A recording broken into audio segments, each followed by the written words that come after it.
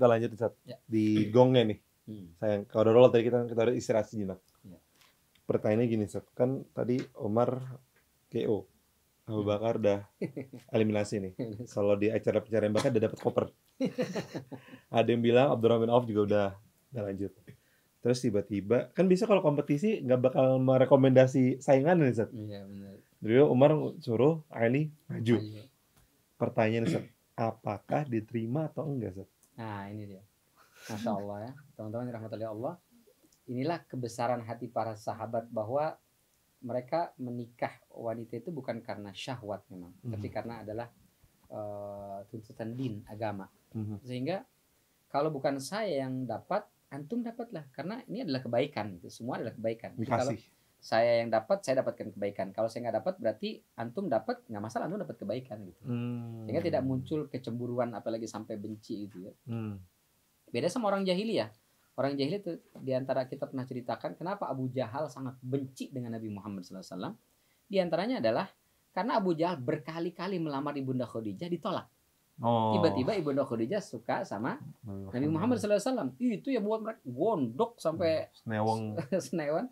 Sampai akhirnya jadi dendam kesumat yang membuat dia sama sekali tidak mau beriman kepada Allah Subhanahu Wa Taala dan Rasulnya. Jadi cemburunya itu syahwat. Dan itu yang bahaya ya. Sementara sahabat ini mereka bukan syahwat.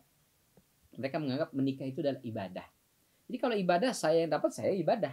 Saya enggak, ya teman ibadah nggak ada masalah kan. Jadi saya sholat misalnya. Kalau enggak antum yang sholat kan biasa aja sebenarnya kan. Nggak ada yang jengkel. Ini antum bisa dapat sab pertama marah-marah kan enggak. Nah ini yang perlu kita tanamkan ya teman-teman sobat muslim dimanapun berada. Kalau antum misalnya melamar seorang perempuan kemudian Allah takdirkan jadi jodoh antum, maka itu adalah ladang ibadah, antum dapatkan pahala.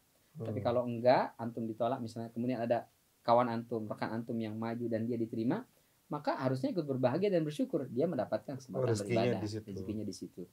Dan kenapa kita tidak diterima? Mungkin bukan rezeki kita di situ, ada juga lain yang lebih baik, yang lebih pantas untuk kita. Inilah yang tertanam dalam hati para sahabat tadi. Sehingga Umar bin Khattab justru mensupport Ali. Ayo Ali. Rekomendasikan. Maju aja maju. Tenang, kami di belakangmu. Ayo maju, Ale gitu. Maka karena disupport dan takut Ali juga kan, nih udah 3 nih datang ditolak. Kalau Ali nggak maju, nanti takut ada yang keempat, kelima, keenam, ketujuh, 8, akhirnya Rasul terima kan, gitu. Momentum gitu. Ya udah, Ali maju, memberanikan diri. Memang tidak detail kalau di hadis itu ya, tapi ada sebagian ulama yang menjelaskan di Ali datang itu dengan gemeter, khawatir, bingung karena merasa saya nggak punya kelebihan apa-apa ini, modal disupport oleh orang aja, dan saya memang suka sama Fatimah gitu, modal itu aja gitu, dan Bismillah maju. Begitu datang gemeter, pucat. Biasanya Ali dengan Rasul biasa aja kan, nanti tinggal di situ seperti layaknya seperti ya saudara sepupuan atau bahkan anak dengan orang tua biasa gitu.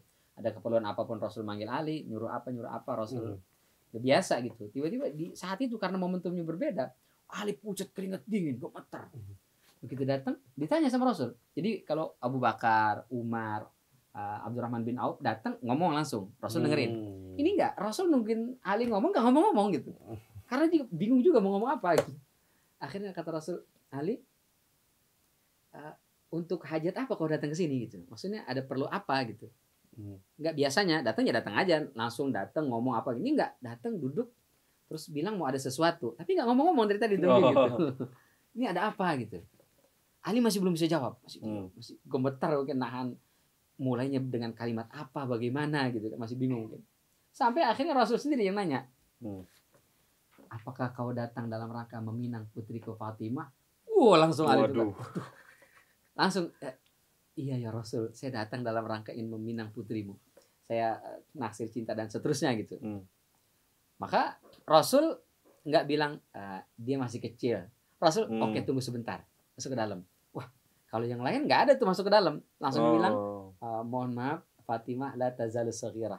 Fatimah masih kecil. Langsung selesai gitu. Ini nggak. Oke, kalau gitu tunggu Ali, saya masuk ke dalam. Saya tanya dulu Fatimah.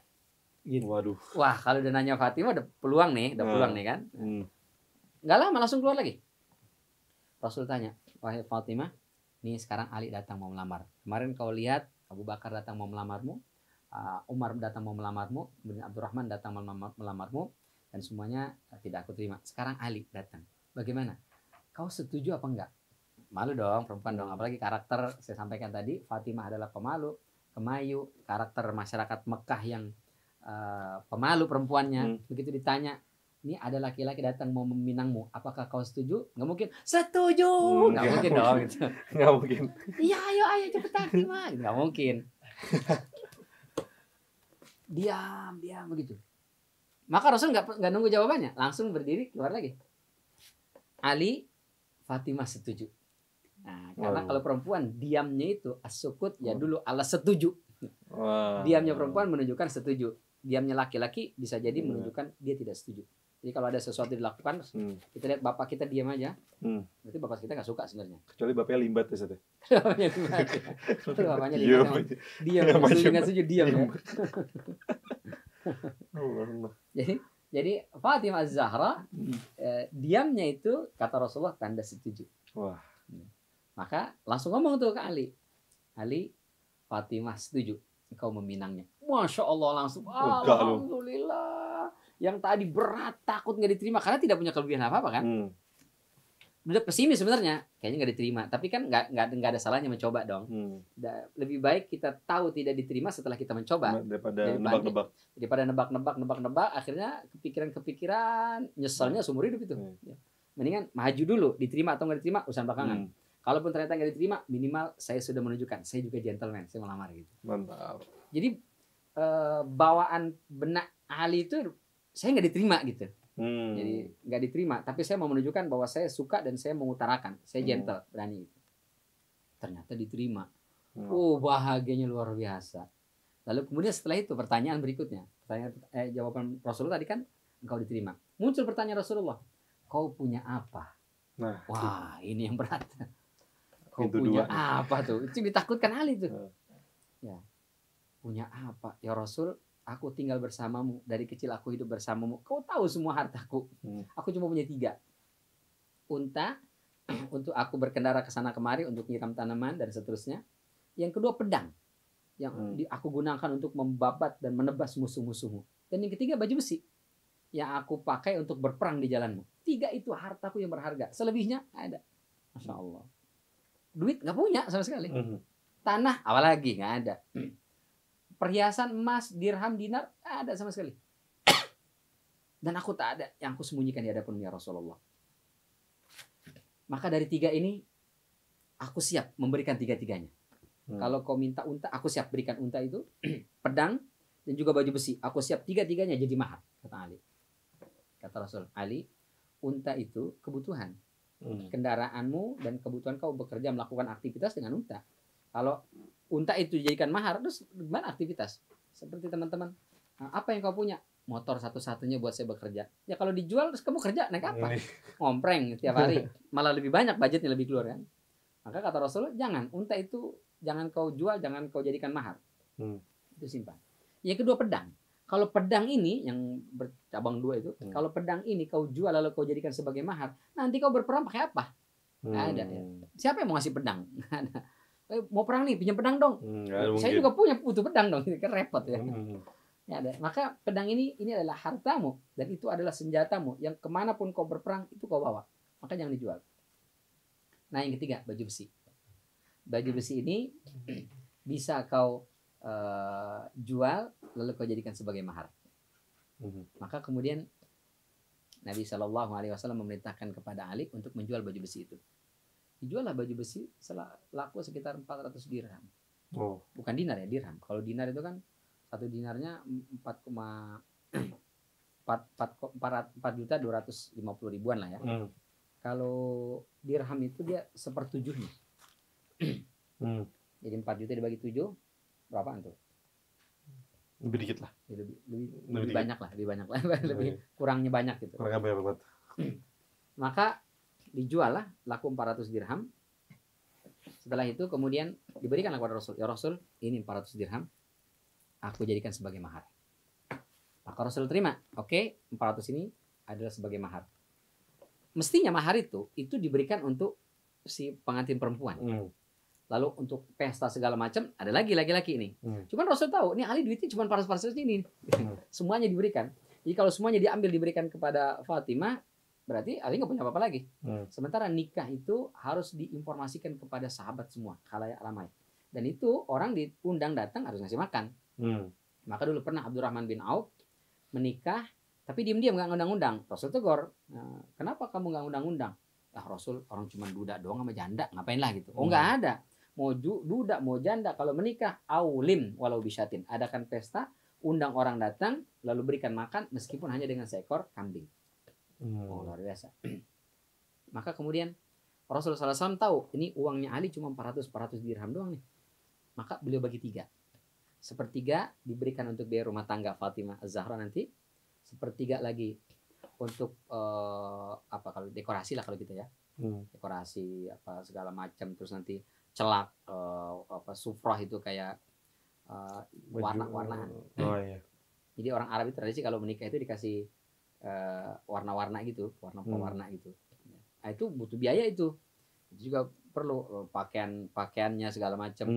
Nah, itu butuh buat itu sepertiganya. Jadi sepertiga buat biaya rumah tangga nanti, sepertiga buat biaya rias, make up segala macam itu bahasa kita. Sepertiga lagi untuk beli makanan. Karena orang datang diundang kagak makan. Bahaya. Kita datang kondangan terus nggak ada makanan. Hah? Begini doang ini gitu. Orang ngoceh nanti kan. Iya. Bahaya ya. Maka buat makanan sepertiganya. Jadilah dilangsungkanlah pernikahan itu. Maka kemudian Rasul SAW sendiri yang menikahkan putrinya dengan Ali radhiyallahu anhu. Setelah selesai ijab kabul, maka resmilah mereka menjadi pasangan rumah tangga. Masya Allah. Dahsyat ya. Ada riwayat ya, meskipun saya belum menelusuri tentang kesahihannya, diceritakan bahwa kemudian Fatimah Az-Zahra cerita sama Ali. Wahai suamiku katanya, dulu sebenarnya aku naksir dengan seorang pemuda yang tampan, yang gagah di Madinah ini. Bahkan sejak dari Mekah saya sudah naksir sama pemuda itu. Cemburu dong Ali. Loh, kok kamu bisa suka sama laki-laki lain? Aku ini suami kamu. Ya. Kok bisa gitu? Siapa laki-laki itu? Ya, laki-laki biasa lah ya, cemburu lah ya, jelas. Siapa laki itu? Katakan. Laki-laki itu adalah laki-laki yang sekarang berada di hadapanku. Oh. So sweet. Jadi artinya Fatimah ingin menyampaikan sebetulnya dari dulu aku sudah naksir sama engkau. Lalu kenapa kau diam saja? Malu. Ya, malu. Ingin mengutarakan itu. Masya Allah. Meskipun boleh ya, perempuan mengutarakan cintanya boleh. Jadi teman-teman akhwat ingin mengutarakan cintanya sama laki-laki yang dicintainya boleh. Ya, tapi dengan adab, dengan sopan santun, dengan akhlak, bukan langsung nggak begitu. Terus gini ya tadi. Tapi dengan adab, dengan bahasa, dan kalau bisa jangan disampaikan langsung kepada laki-lakinya, orang tuanya, jadi ke orang tuanya atau lewat perantara gitu, lewat orang lain tolong disampaikan. Jangan dia langsung ngomong ke cowoknya, bukan apa-apa, takutnya ditolak. Sakitnya nggak seberapa, malunya, masya Allah. Pakai perantara, tapi perantara jangan yang ember bocor. Waduh, iya, bahaya. Bubar. Nanti tersebar ke semua santero kan. Jadi riwayat ini ingin menjelaskan kepada kita bahwa ternyata Sayyidatul Fatimah Az-Zahra itu juga suka kepada Ali. Tapi lihat bagaimana dua pemuda-pemudi ini tinggal di satu rumah dari kecil sampai mereka dewasa dan akhirnya menikah. Tapi mereka selama hidup itu mereka menjaga sekali ya. Meskipun ternyata mereka suka udah lama, tapi mereka nggak ada itu nongki berdua, jalan berdua, ini berdua, nggak ada sama sekali. Masya Allah, luar biasa ya. Mereka menjaga sekali kehormatan, menjaga sekali kemuliaan, menjaga sekali keutuhan dan kebersihan cinta. Bahwa cinta itu suci, maka dia harus disucikan, dia dimurnikan, dia jaga. Nah, jadi mohon maaf ya teman-teman, atau kalau ada orang ya ngaku cinta, tapi dia justru merusak kehormatan cinta itu, apalagi nauzubillah dengan berbuat yang tidak halal, padahal belum suami istri lalu berzina, nauzubillah, maka itu sebenarnya dia sedang menodai kesucian cinta. Kalau dia mengatakan itulah cinta suci, jangan percaya. Apalagi teman-teman akhwat, jangan mau. Nah, itu lipstick itu bohong, cinta bibir maksudnya. Bohong itu, jangan mau ya. Nauzubillah. Belajarlah menjaga kemurnian dan keutuhan cinta dari Ali dan Fatimah Az-Zahra.